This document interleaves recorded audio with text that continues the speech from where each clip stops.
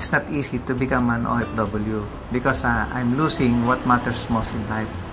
I'm sacrificing my relationship with my wife and my loved ones. Mahirap maging asawa ng OFW dahil lagi kayo magkalayo. And ginawa ko yung sarili ko na busy. And then naghanap ako ng business na pwedeng makatulong sa amin dalawa. Dahil one of my clients sa SM North, naging close sa akin yung kliyente na yon, and then nag-resign ako sa company and hinanap ako ng kliyente. Nabentahan ako ng product ng Waters, nung bio-mineral pot. And yung husband ko, dating taga-Water District, Lua. And then, tinest niya yung tubig galing sa mineral water or bio-mineral pot natin ay negative sa bacteria.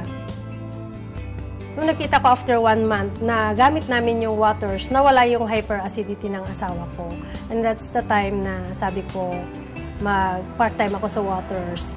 Naging busy ako to promote yung products para makatulong lalo sa mga tao. Hindi ko na malayan po na yung routine ng aking ginagawa ay naging happy na ako. Meron na akong pagmamahal dun sa ginagawa ko po sa Water. Hanggang sa unti-unti pong lumalago yung business ko sa Waters. No? And then, na-promote ako na group manager. Hanggang sa na-promote po akong division director.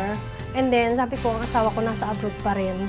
Kaya gusto ko, sabi ko sa husband ko, huwag na siyang bumalik pa kasi magbakasyon siya. Ako nag-convince sa kanya na huwag na siyang bumalik kasi po lumalaki na po yung business ko sa Waters. Gusto kong kami ng dalawa magkatuwang sa business na to. Nag-decide ako mag-stay kasi nakita ko yung magandang nangyayari sa asawa ko. Na-develop yung kanyang personality and selling skill. At napansin ko rin, napakaganda ng negosyo na to. Unang-una, na-develop yung selling skills ko at naka-reach out ako sa iba't ibang level ng community.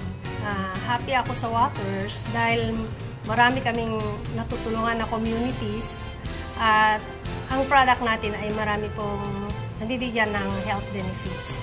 Nakatulong na kami at the same time, ang Waters Philippines, natulungan din po kami mga distributors at nabigyan kami ng free cars incentives, nabigyan kami ng lots of travel international. I'm Marites Bulatao. And I'm Enrico Bulatao. This is our Waters Story.